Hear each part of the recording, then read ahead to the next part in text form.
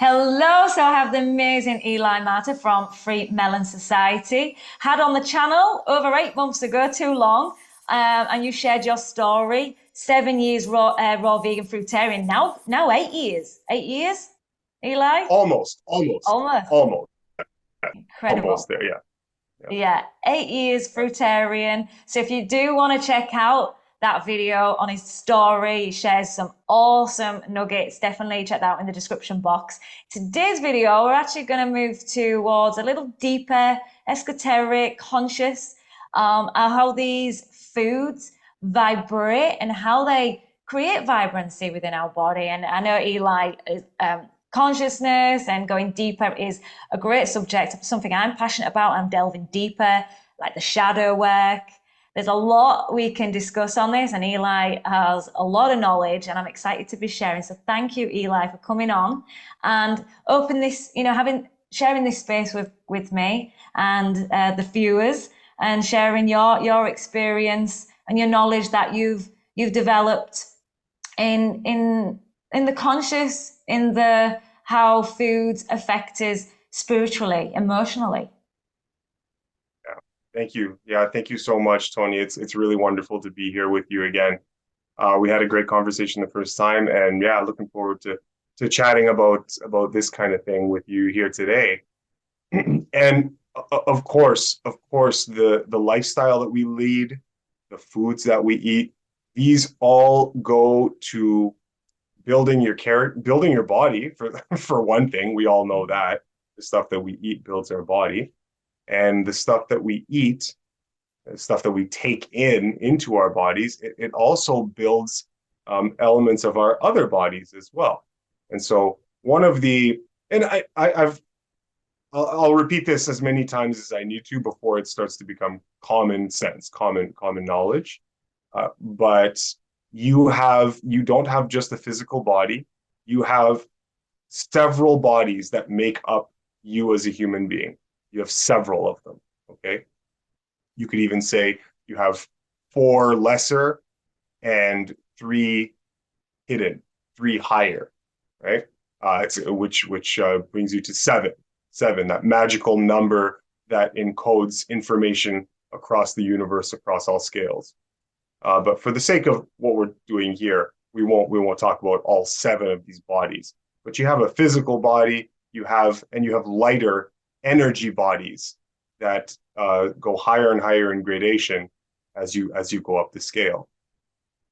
And the point is, what you take into yourself, what you take into your body, to make this succinct, is that it feeds and nourishes all of these bodies at different levels. And so the food that we eat also has, so just like your body is composed of many different bodies, okay? The elements that we take into our bodies also have gradations of bodies associated with them and energetic properties associated with them. So when you take in something, you're nourishing yourself, but on different levels. So the stuff you eat, how you eat it, where it's taken in, all of these types of things, right? These all play a role into creating the consummate human being that you are.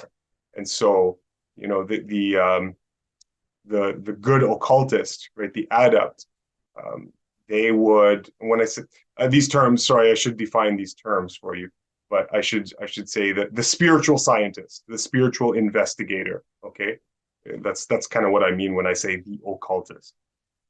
I do not mean, some evil witch Yeah, doctor, I've got casting stigma spells on on it. people. Like, I don't. That's not what I mean when I say occultist. Yes. But yeah. Anyway, yeah. The stuff that we eat and the way we live our lives. It's not just your physical body. There's a lot more to worry about. So, um, and people that get onto this path, onto this lifestyle, they learn about this stuff, and it just really motivates you to take your spiritual development to higher and higher places. And the food is the first step. It's step one, right? Very important. We need to have a foundation. Got to have a foundation. Otherwise, you can't build anything rigid and structural, on a faulty foundation. So we need to start with the physical body, start with the Yeah. physical elements that we take in, and from there start building, cleaner vessels and better vessels in which to house our higher bodies, so that we can do work in the world. We can do the good work. We can do the moral work. We can do the work of truth. We can do the work of God. All these wonderful things that are at our disposal as human beings. Yeah. So yeah, it's a fun place. It's a fun place. It's fun. It's an interesting, it's an engaging opportunity that we have here in life. Right. So trying to make the Yeah. best of it, right? It's one of those, like, you start to notice the frequencies of when you dig deeper into this. I feel it's a natural progression when you start to look at how foods not only make you feel, but where does it align within those. I'm glad you've explained. That was a really good explanation, actually. And the other, Oh, thank you. it's very clear because I think I'm quite visual as well, and I was already visualizing that, and it's interesting to see how, like, music, your environment, people, everything you listen to, absorb, what you eat. It's not just about the food, but that's definitely the foundation because this is something we're ingesting, we're consuming. Um, so you look at the frequencies of food. We know from even just my understanding, it's the high, the fruits are the higher frequency foods. And is that for all fruits? Could you expand on that, like with the set and with it not being organic, with all the pesticides? There's some fear around certain fruits and vegetables. Yeah. Yeah. So, okay. So with fruit, what we're talking about is we're talking about the most evolved type of vegetation that grows on the planet.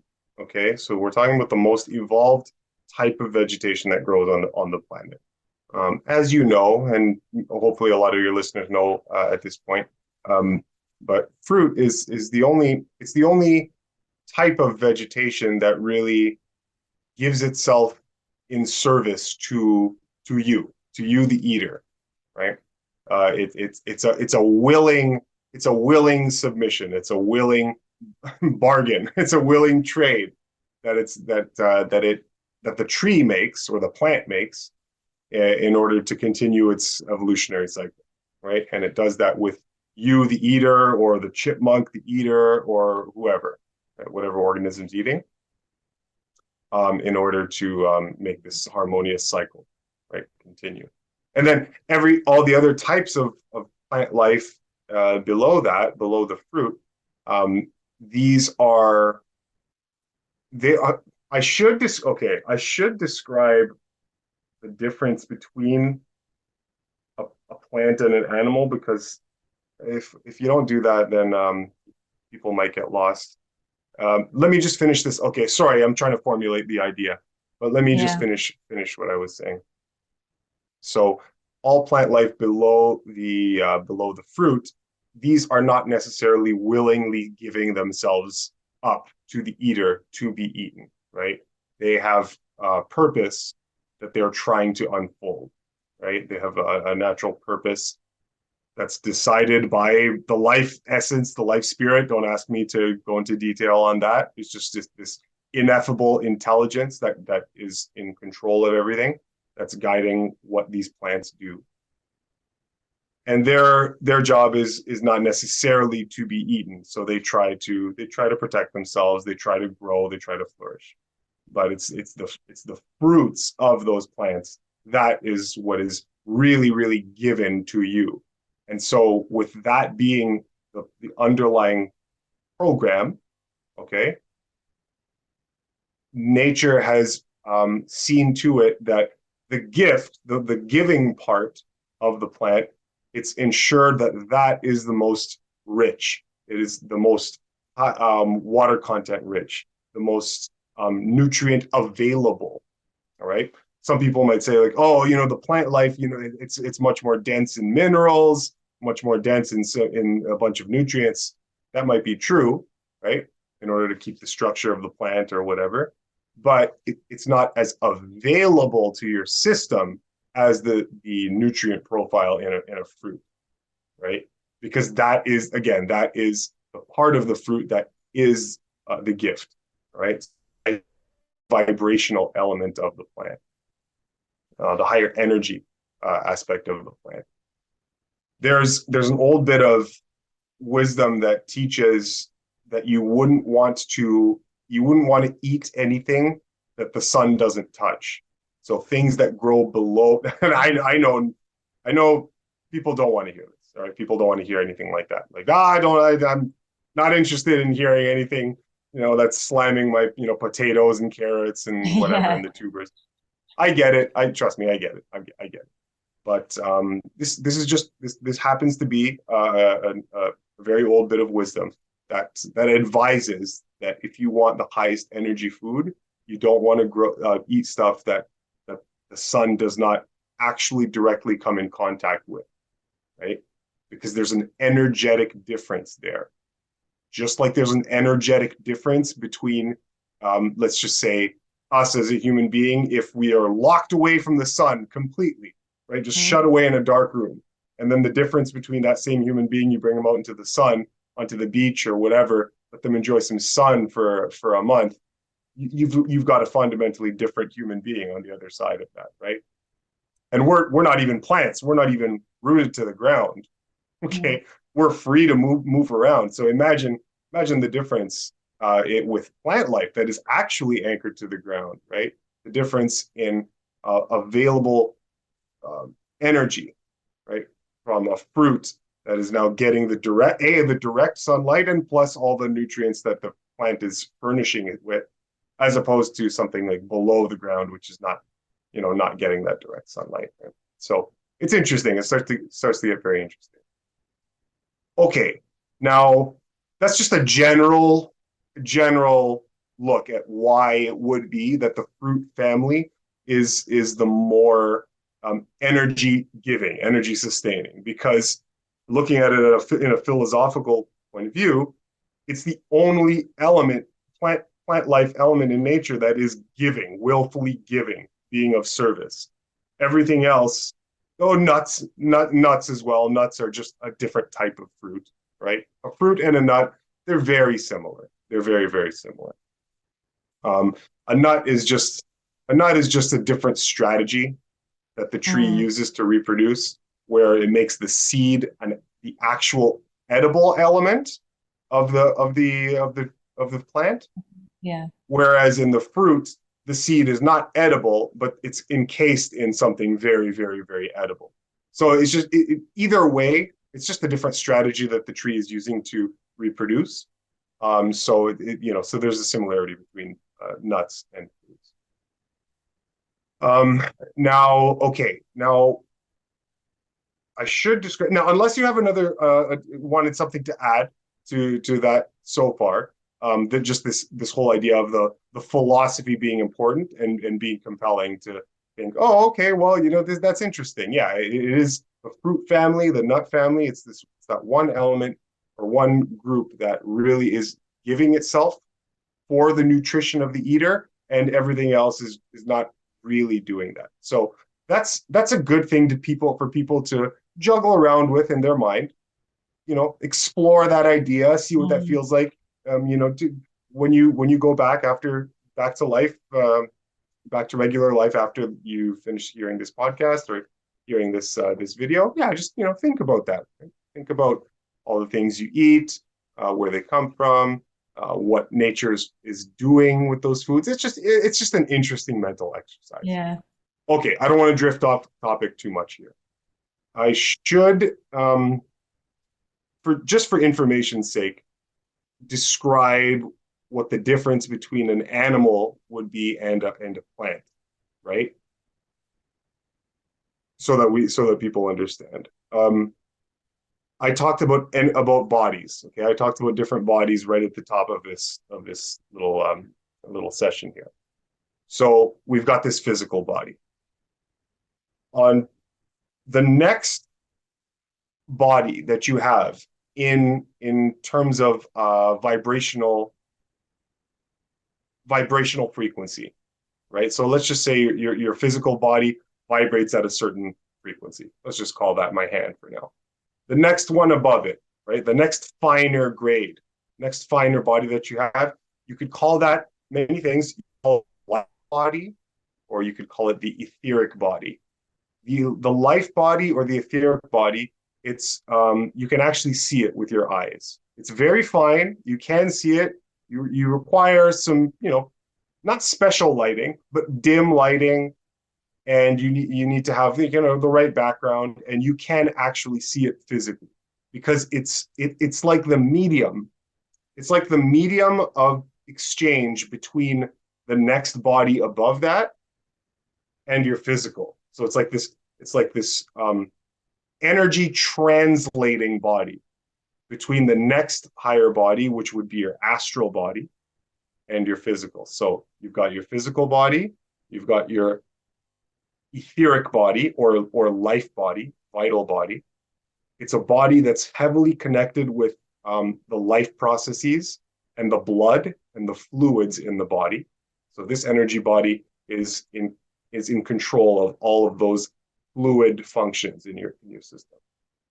And then on top of that, you have your astral body. Okay. And the astral body deals with the inner experience of the person, all of your sensory faculties, your ability to sense things and internalize sensory data, right? This is all controlled by your astral body. And for the sake of simplicity, I think I would stop there in the bodies that make up the human being, because there are others above that. For example, the mental body, which is another body. And again, when I say body, let me reiterate, when I say body, I am talking about literally exactly this, a body, all right? Think of a body as a vehicle in which consciousness operates, okay? Think of it like that. The analogy of someone getting into a car is very appropriate. If you keep that in mind, you'll always have the right idea. So I have a physical body and a consciousness, a very lofty, difficult to define term, difficult to define entity, but the consciousness that's you, all right? That's the soul. That's very difficult to describe, okay, and to define particularly. But whatever that is, it is using this physical body as a vehicle, just like me in my life. I would go and jump in the car, and then the car is my vehicle. And when I'm in that car, I can express my personality and Eli-ness through the way I drive the car, right? So I can be an aggressive driver. I can pull 360s. I can stop. I have all this type of this control over the car that might express my personality, right? And then the second I leave the car is just dead, inert. It just doesn't move, right? But I'm still alive, and that's amazing. That's interesting. So, okay, I'll wrap it up, and then I'll let you chime in. So, you have these different bodies, and the life body takes care of the fluids. The astral body takes care of the inner experience, emotions, feelings. Okay, these are the agency of the astral body. Okay. Now the difference between so that's you as a human being, all right? Leave it there for now. Physical body, etheric body, astral body. 3 bodies for the sake of simplicity right now that we're dealing with, and those make up a human being. All right. Now, the difference between you as a human being and a plant would be that the plant is missing some of the higher bodies that you have. All right. So a plant like yourself also has an etheric body. Okay. It also has an etheric body. But a plant doesn't have an astral body, right? Because the astral body is what allows an entity to internalize and have an inner experience, an inner feeling, emotional experience from sensory data from the outside. And that makes you, it gives you a certain degree of confidence. So plants don't have that body fully developed. They have it, but it's not fully developed. So very, very, very immature astral body. Whereas in animals and humans, we have astral bodies. Animals and humans have these astral bodies. Plant life does not, right? And so to the occultist, to people with trained occult vision, who have the ability to have clairvoyant, they have clairvoyant abilities, faculties, trained extrasensory perception. These things are just as observable as the chair that I'm sitting on is observable to us, right? People who are trained to do this type of observational work, they can see this, and it's very, very obvious and it's very clear. You can have different seers from all over the world, and they'll look at the same thing and tell you the same thing about it, right? So, so that being said, right, that you can discern these energetic principles behind plant life and animal life and human beings, right? There are also subtle energetic differences between different types of plant, fruits, the stems, the leaves, the roots. These all, as much as they're all plants, yeah, there are little subtle differences between them that are possible to tease out. All right, but I'll leave it there for now. So just know, this is just good information for people to take away from this. That what separates you from plant life is a type of body that you have that allows you to have these amazing abilities that we call human, the ability to have emotional experiences or internal experiences that are connected with you as an individual, right? That ability, that requires a body, right? It requires a body in which consciousness operates. And it is that body that is lacking in the plant life, because the plant life is connected to the planet through the root system. Yeah. You'll notice that we as humans, we're not connected to the planet. So it's like Mother Nature has gifted us with the ability to have our own internal experience of life, not necessarily the planet's internal experience of life. See, with the plants, it's like, think of an umbilical cord, right? When the mother gives birth, there's the umbilical cord that connects her to the child. And when the child is ripe, okay, just like a fruit, the umbilical cord is severed, and now the child grows into its own unique individual internal personal experience, right?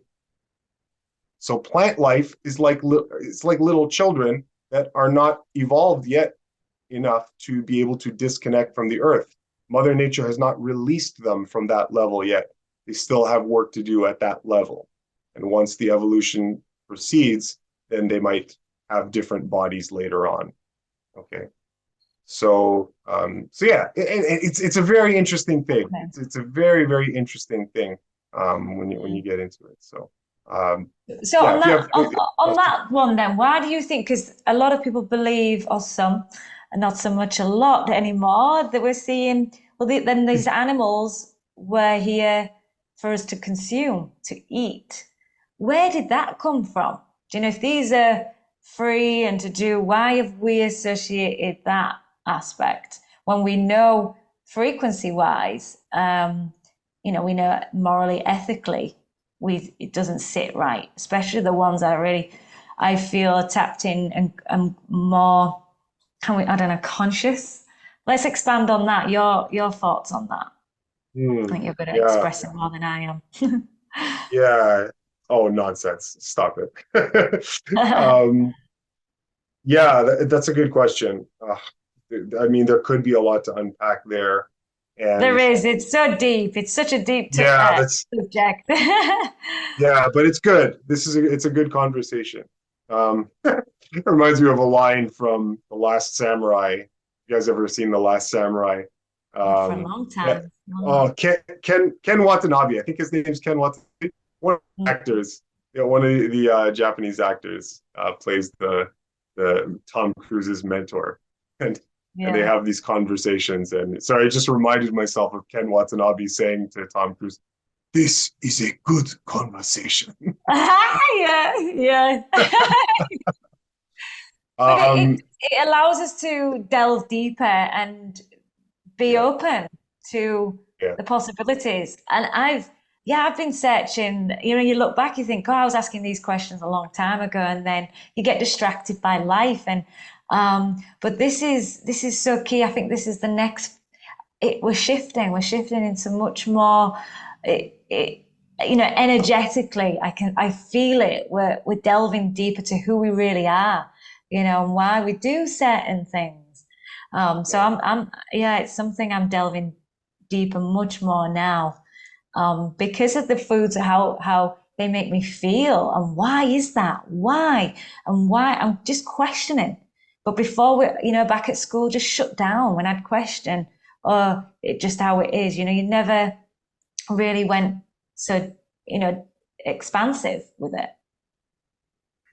Yeah, that's wonderful, and I always deeply respect people who are at a place in their lives where they have the ability to have these inner dialogues with themselves, right, and to ask these questions because it speaks to your level of refinement. It speaks to your level of maturity, of conscious maturity, when we do have the ability to question these habits and these things that we just inherit from culture, and to start wondering, well, where does this come from? Is this right? To call into question your own habits, your own comfortable established habits, right? It's Mm. not easy to look at those things and possibly call them out, possibly call them something that you shouldn't be doing, possibly call yourself wrong in the act of doing them. Like these are very challenging things. So I always respect people that can get to a place where they're doing It that. cements it though as well. It's that inner, like referring it to the inner. There's general, understand, but inner standing, and I feel this is where you really cement, what you're doing, and you embody, and it becomes much more um, easy when you truly understand something. It Yeah, cements it. It's like the moral aspect, with the animals. When I truly saw what was going on, when I see the cruelty, that really cemented why I'm vegan.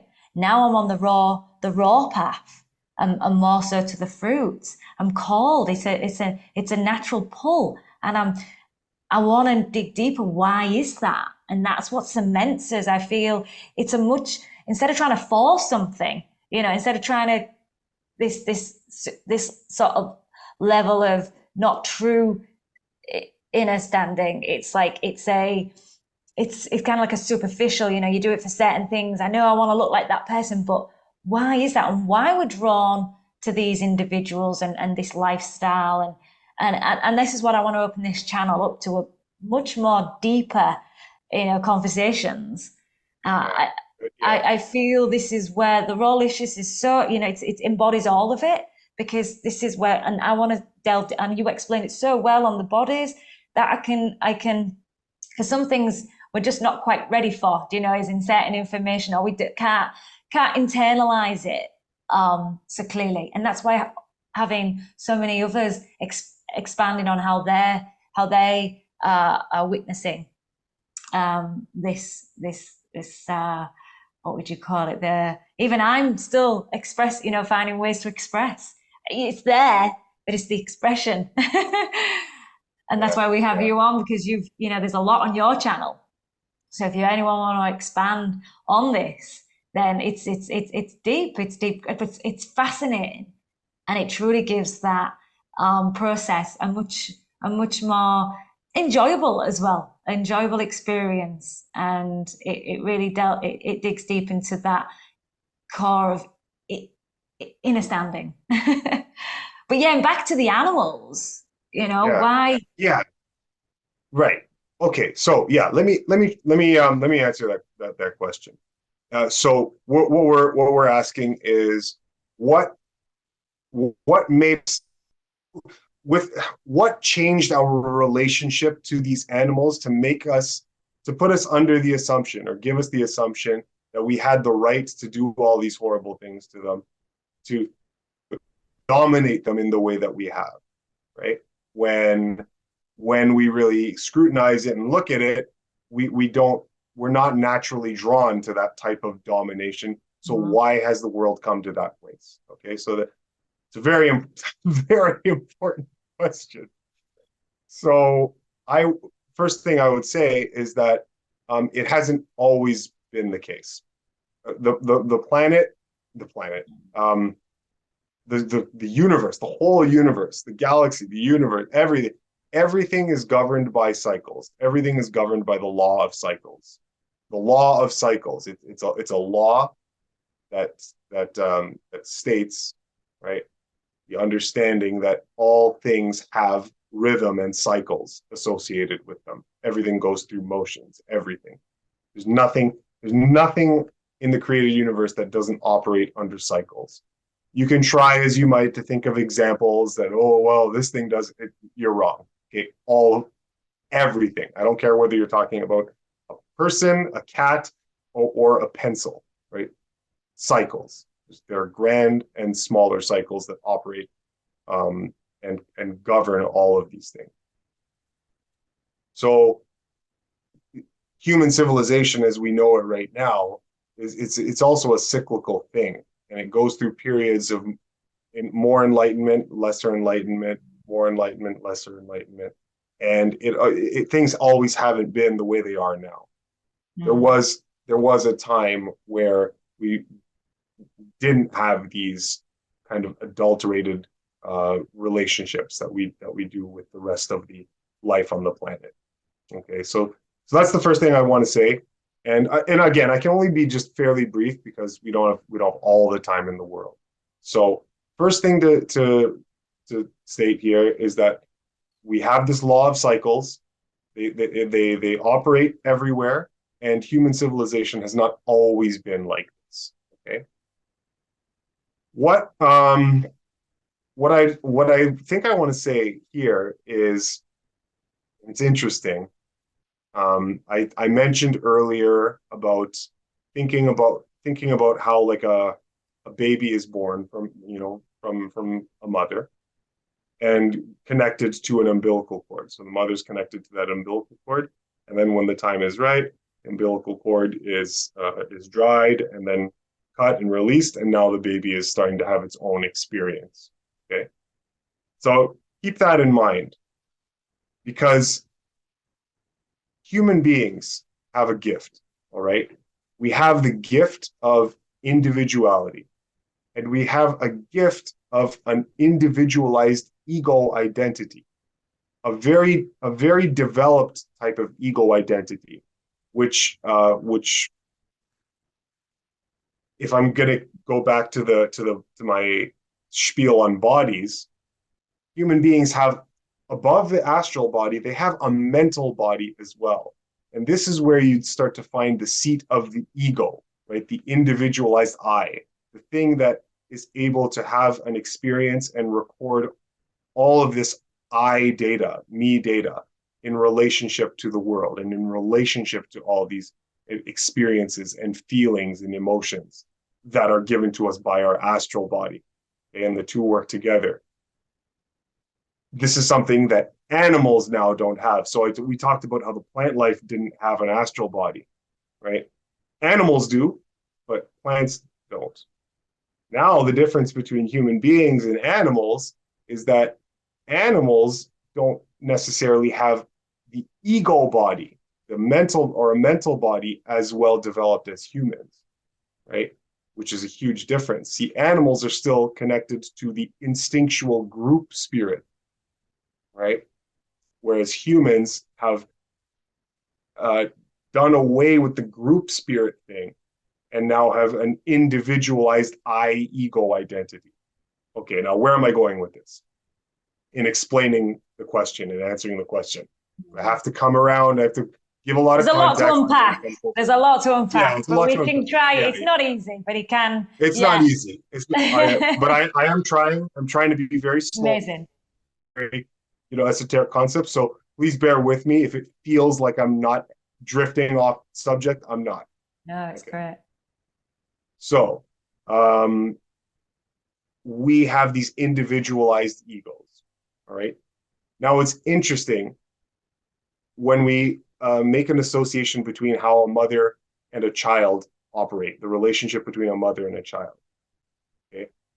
See, because a good parent is trying to rear a child so that it is able to make its own decisions and be competent and be independent from the parent, right? But until that time, the parent has to look over them, make the decisions for them, right?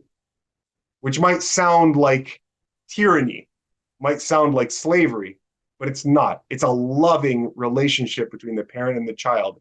And the parent is going to safeguard, make all the decisions Yeah. for the child in its best interest while it doesn't understand the world properly.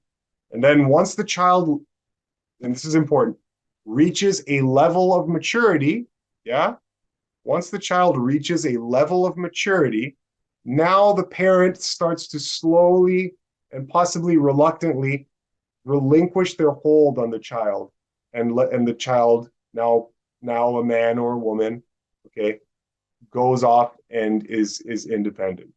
All right. And the loving parent, hopes that they have trained the child well enough to be good in the world and to do well in the world and to make good decisions. Okay. I want you to think about that, hold on to that, and now we're going to translate that whole paradigm into other terms. And it's amazing how this works because, the as above, so below principle, the most ancient understanding that was drubbed into the mystery schools, the ancient Egyptian Cometian mystery schools, the Kemetic or the Hermetic axiom, as above, so below. The profundity of that statement is, you could spend a lifetime unpacking the wonder and the mystery of that statement, as above, so below. Okay, so just keep that in mind, the relationship between mother and the child. So at a species level, at a population level, what has happened is human beings, through conscious evolutionary cycles, we have gotten to a place where we are right now. You and I are doing this amazing thing where, as human beings, we're having a conversation about abstract subjects, right? Things that animals they're not even close to ready to do, right? To do this type of thing. We have all this technology. We're human beings. We're amazing. And what we have done is we have severed the umbilical cord between us and the instinctual group level consciousness, the connection to Mother Earth. The umbilical cord has been severed because Mother Earth, well, more than Earth. I mean, I'll talk. You could say the cosmic intelligence, cosmic spirit. All right, it's prepared human beings to such a degree of refinement where now we are ready to be gifted with our own individualized egos. Okay, and the hope and the intention is that mother, like the hopeful mother who releases her child, it's the intention and hope of Mother Nature that in gifting us our independence, right? We don't have roots anymore. We can walk around freely. In gifting us our independence, it hopes that we still make the right decisions, right? Without actually being held, by the scruff of the neck and say, okay, do this because it's right, right? That's what we used to be like when we were maybe in plant consciousness. And now you recognize that a plant has no choice but to do perfect right all the time. Has no choice. Why? Because it's still in the phase where it's the child. Mother is holding on to the child, telling it not to cross the street, telling it not to, eat this before dinner, you'll spoil your appetite, telling it the child that's right. So the child can't do wrong because mama's holding the child's hand. That's what the plant world is like. It's mama holding the plant's hand. So they can't do wrong. But once you evolve, now you're human beings. Now the trick is to still do right, just like when mama was holding your hand, even though you have the ability not to do right, even though you have the choice to do wrong if you choose because you're independent. Okay? So this is very interesting. So when humans were gifted with this ability to think for ourselves, create concepts and rationalize and do all these wonderful things, and create like gods do, right? To have a concept of a thing, reproduce it in the physical world. This is a creative masterpiece, right? This is incredible. So now that we have the ability to do that, what happened? And this is a debate. This is debatable as to the time frame, but maybe around 15,000 years ago, 15,000, 20,000, maybe less, maybe 12,000 years ago. Okay. We started moving all over the planet, moving all over the world. And because of our ability to think like we do, human beings we had the ability to change our environment, right? Something that animals cannot do. They don't change their habitat, but humans had the ability to make modifications in not only their habitat but in their own lives, to be able to move outside of their natural dwelling. So that being the case, because we could continue to conceptualize and because we're not tied to Earth Mother, right? What we did was we had to start devising ways to live and devising ways to live outside of our habitat where we're not being supported by our natural foods anymore. So what we do is we come up with and create concepts and in order to rationalize and in order to justify doing something that violated our own instincts. And we did it for long enough that it became culture and that we believed it, right? So with the freedom that Mother Nature gave us in order to go off and in the world and do our own thing, what we did was we used that and we didn't make the right choice, right? We didn't make the right choice. And we're stuck there. That's where things are right now in terms of our relationship to animals and the planet, right? So we still haven't really realized and internalized the lesson that what you do to others, you bring back on yourself. What you do to the world will be a reflection of what you do to yourself, right? We haven't internalized that very deep esoteric lesson. The spiritual scientist, the occultist, they're taught that they're taught that they need to be so responsible with themselves and their own conduct that you're not even allowed to think bad thoughts about other people and other things, because at that level they recognize the damage that they bring to themselves just with bad thoughts, not even bad actions, right? This is a very deep level of spiritual maturity, right? And so we're not even there. We're not even close to there yet, right? So we live in the physical world. We think, if I can get away with it, if I can do this, nobody's looking. Okay. We think that's it, right? You get away with it scot-free. There are no repercussions to doing bad in the world or cheating in the world, and we think that it doesn't come back to us, or it doesn't harm the world in any particular way. It does. It does. So anyway, so that's the point right here, is that we've been given the gift of independence, all right? And with that gift of independence, we chose to leave our natural habitat, and because we did that, we were forced to live in ways that Against. we had to find a way to survive. So Survive. what I we was just did gonna say was, survival. yeah, we had to find a way to survive. So in order to survive and do the things that were against our natural instincts, okay, our relationship to animals as it is now, what we did was, instead of come to terms and grips with those instincts, we created, like gods, rational concepts and cultural concepts that convinced us that what we were doing was right.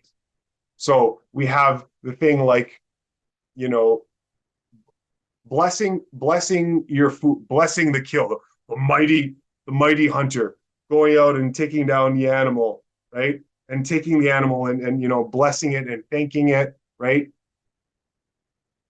This is all very good stuff. This is wonderful stuff. Yes, absolutely, right? But it's what we had to do in order to feel right about doing something that would have never originally or naturally felt right. Yeah. So we didn't have a choice. We had to come up with culture to support what we were doing in the world. Yeah. And it's unfortunate because it pulls us away from what is truly goodness, from our true highest potential. Because the best way that we could possibly live is, remember I was talking about mama holding your hand, mother nature holding your hand, and when it's doing that, you can't do wrong because you're attached to worldly cosmic intelligence. The intention is that when mama nature releases her grip on you, what she wants is that you keep doing all the good that you were doing when she was holding your hand. But now that I'm not holding, you have the ability to choose otherwise, but you don't do it anyway. You don't do it because it's not right, even though you have the ability to choose otherwise. This is the whole background behind the concept of the devil, the concept of evil, right? It is the choice to do that which is against nature, right? The choice to do so. And so that's the interesting thing here, is that we are making these choices that are not in the best interest of the planet and ourselves. And whereas what we want to try to do is we want to try and be as morally perfect and pure as plants who are still connected to the group spirit, right? To mama nature. We want to be so good and so pure and giving, just like a plant is. A plant is so selfless. It just gives 24/7. Never for a second worrying about itself. Always just doing exactly what its job is, right? Never deviating. Selfless service. Like every plant is like a Buddha, is like a Christ figure, it's like a Krishna figure. They're just constantly giving. So the trick is, can we do the same thing when we have the choice not to do that? And that, if we can get ourselves to a place where we're doing that, that is a very deep level of conscious enlightenment, conscious evolution. So coming back to the relationship with animals now, once we recognize this whole thing that I just talked about, once we start to piece this together, and it becomes very glaringly evident and obvious that we're not really designed to be eating the level of consciousness that we should be taking care of, Like we should be stewards. We should be good stewards to the planet. We should be caretakers. When we're religiously told to have dominion over the earth, dominion doesn't mean subjugate and enslave and kill and eat your subjects. No, it means have dominion over them.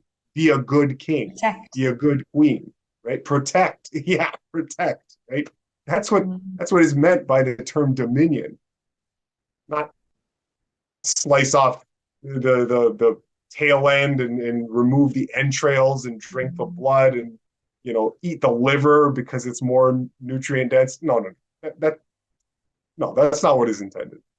So yeah, we want to get to a place where we are still acting as if universal consciousness is holding our hand or attached to the umbilical cord, yet we have the ability not to do to choose otherwise. Okay. And where does that start? It starts with the base level foundation, right? The things that we have control over, the easy things, right? So I just spoke about choosing the right thing, even though you have the ability to choose the wrong thing. You and I could both, in a second, just drop the headphones, head to the nearest fast food restaurant, order all sorts of just garbage food that might stimulate the hell out of us. Might feel, I don't even know if it would feel wonderful at this point. But you know what I mean? Like we could just abuse ourselves completely, abuse ourselves at the drop of a hat. But you don't. But you don't do that. And why don't you do that? Because you're making a better choice, a more consciously evolved choice, even though you have the ability to not do that and satisfy all manner of lower base sensual pleasures. You could do that, but you are using your gift to not do that and to look for something higher. So you start to see how utterly important and profound your choices are when it comes to something as simple as feeding your body, right? To bring this full circle, right? What you're doing on your channel, what I'm doing on my channel. Because it's the bedrock, right? It's the place where we start to do the work that evolves our consciousness, right? I didn't when I started doing this, I didn't start from the moral aspect. At first, I had to start from like the very ego based. When I say ego based, sorry, I should say not necessarily like selfish in the negative connotation. I wanted health. Okay? I wanted health. I wanted better health. So that's what I mean when I say ego based, like selfish. I didn't make the dietary changes that I made originally for like deep selfless consideration to the animal kingdom. It was because no, I recognized immediately that this was clearly a not a healthy habit that I had, eating all the meats and the dairies and all this kind of stuff. But my point is, in taking care of like the lowest building blocks, the lowest foundations, like the bare minimum. Over time, what happened was a maturity of thought started to develop where it wasn't there before. Okay. And I grew into the obviousness and the whole morality and the ethics behind this. It became more and more and more and more evident as I continued to live like this, right? So it was these higher level spiritual understandings, moral understandings that came from just doing the bare basics at the bottom of the hierarchy, right? Just food. So we can grow into this, and that's what we're doing here. Is we're growing into, and we're using what we have the power to choose and change, and we're using that to build higher and higher and higher levels of conscious, socially evolved right? Of social evolution, so conscious evolution, right? And we're doing it through the choices we make at the lowest level, right? The physical Mm. level. So it's a very What we do every it's a day. wonderful process. Yeah, yeah. Mm. The things you do every day, right? The lifestyle choices you make. Um, so now that's one perspective. There are other perspectives that you could take, that you could go down to help explain, because we're still on that subject, why it is we've we've chosen to have this relationship to animals on this planet so far, right? So that's one way we can look at it. And there are other factors. There are other factors that I haven't explored here. But yeah, so I mean, you could go down this for quite a while. It's like you said earlier, yeah, it's a very rich question. It's a very deep Mm. question that we can explore. But But yeah, necessary, and necessary for us to, if you feel that resonance and you feel there's some, because all it is we've disconnected, and if we can keep on the path of delve it deeper into and asking the questions, you'll come to you'll come to I call it alignment when you're mindful and you're not in this world of survival. We've done those things, not justifying them, but we've done it through survival to make the justifications. But we're not in that anymore. We don't have to be in survival. And it brings us back to who we really are, who what and I feel on that path for me feels much more, it's a more enjoyable and compassionate experience, and what I feel coming away from the fear. There's a lot of fear with what we're doing regularly and how we're exposing ourselves to eating and consuming animals.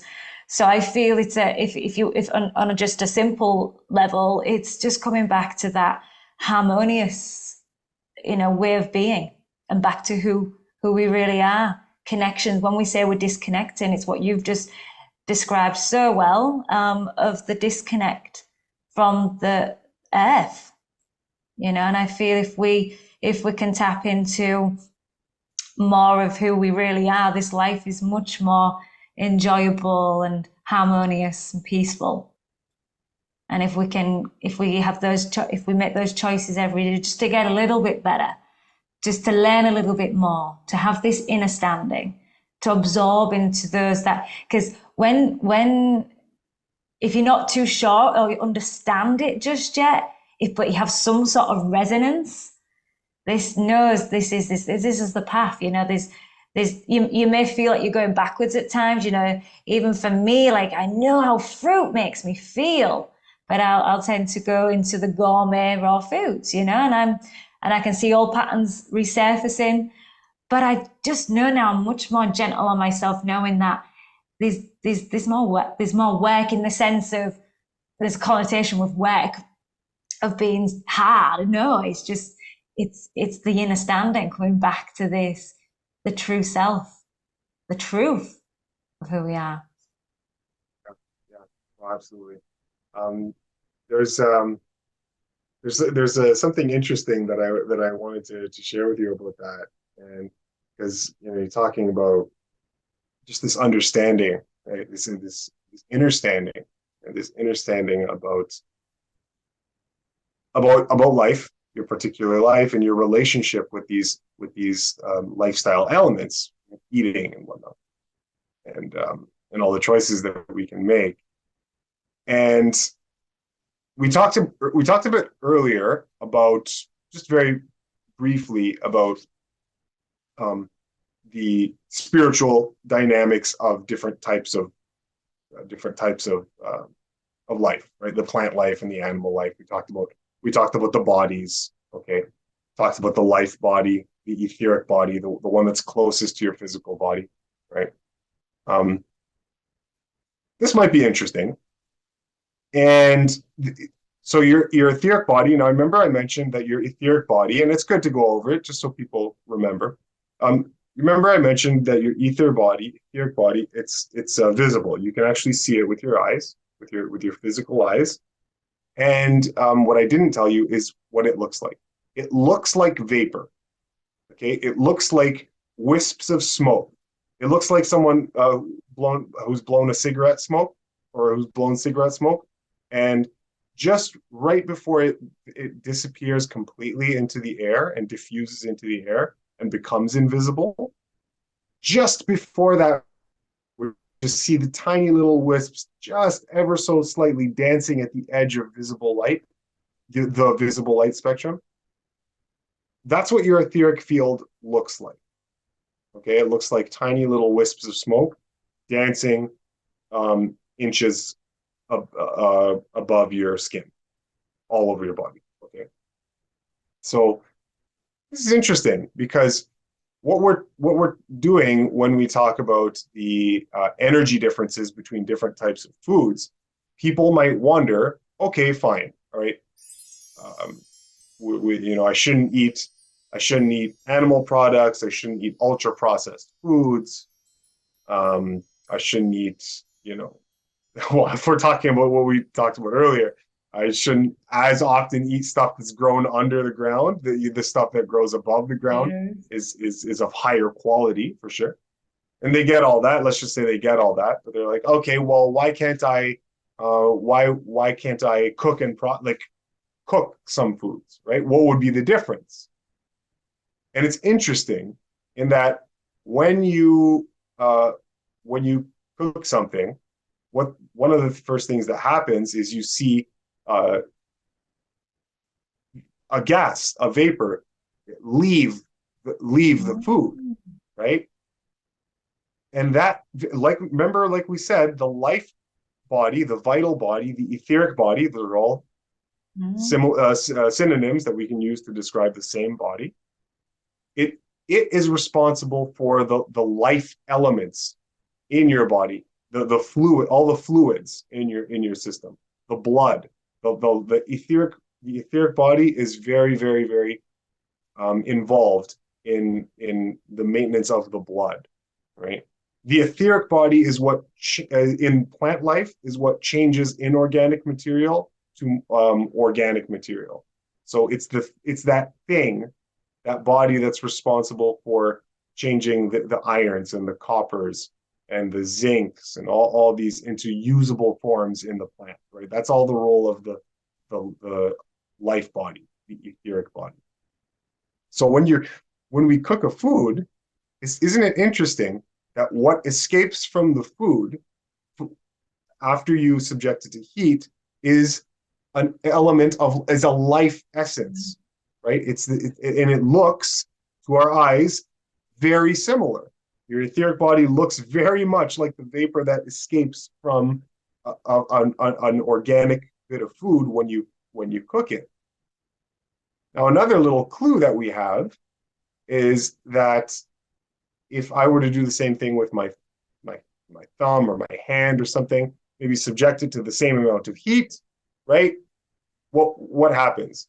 The whole structure is compromised, right? If I hold a flame to my thumb, I compromise the structure completely, and now my thumb is no longer the same thumb that it used to be. And if I burn it badly enough, it'll never go back to being the same thumb that it used to be. If I do this, if I same thing with food, if I cook that potato or I cook that lentil or I cook that whatever, right? If it's a seed, let's just say it's a nut or a seed, I cook it, the life essence has dissipated, and now it is no longer what it once was. It no longer grows, it no longer sprouts, right? Because the life has been deprived from it or has left it.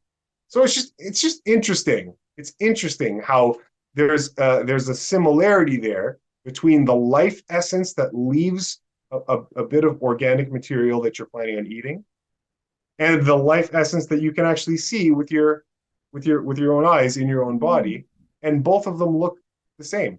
They look Yeah. very similar, right? Yeah. It's a curious thing. Yeah. So you're dealing with these energetic principles when we scrutinize not only what we're eating, but how we're eating it. And so it makes a difference, right? So we start to be able to be particular. When we recognize that these things are happening, that's when we start to be a bit more choosy or particular about what we're putting into our bodies, right? And it's all part of the game. It's all part of the process of becoming more consciously involved with the choices that you make. Just going about them willy-nilly, just being driven by like without any conscious mind by the call it the drift. Yeah. Yeah, yeah. So we're obligated to try to start to claim conscious recognition of all these things rather than just kind of blindly doing them, right? Yeah, that's a great way to put it. Yeah. It gives us that, like say, back to the choice in if you're understanding more of where the foods come from, if we delve deeper, appreciation.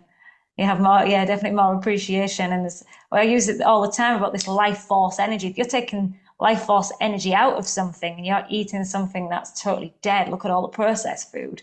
That's what's going to give you back. That's what's going to make up your cells and make up who you are internally on all those levels. A great way. Yeah. Great way to put it. Yeah. Thank you. This is like we could go all day with this. How long have we been? This is amazing. But yeah, I'd love to delve deeper and bring you back on the channel. I'm going to open up some Q&A as well, for those that want to explore even just your day-to-day lifestyle. What you consume. I mean, you shared your story last year on the channel, so I'll definitely link that below, and we'll have you back on. We'll discuss more into this and see if you've got any questions. Then everyone, then do please ask. I'll also create a post as well for you to ask questions and also below, because Eli would love to come back on, wouldn't you, Eli? Oh, of course, anytime. Yeah, and I'm so grateful and flattered that you asked to have me back on here. Anytime, I'd always love to come and chat with you on your channel, on your platform. I really respect what you're doing, and to be involved in the process is just something that makes me feel right. So, Yeah. of course, anytime. Yeah, I really appreciate so grateful. Yeah, I'm super grateful as well, just having your time. It's amazing that this mission we're on, this path is magical. It's wonderful, and I get to share it with other like-minded souls. It's really nice. So I appreciate you being on the channel and being with us today. So thank you. Oh, thank you so much. No, pleasure's all mine. I assure you. So, so kind. I so hope, kind. yeah. So humble and kind. But as you know, Eli, we do end with the be, feel, and stay Rawlicious statement. Are you ready for this? I'm ready. Yes. So after 3, 1, 2, 3, be, feel. Rawlicious. Yeah, I missed some of that. I don't know if it was the internet, but be, feel, and stay Rawlicious.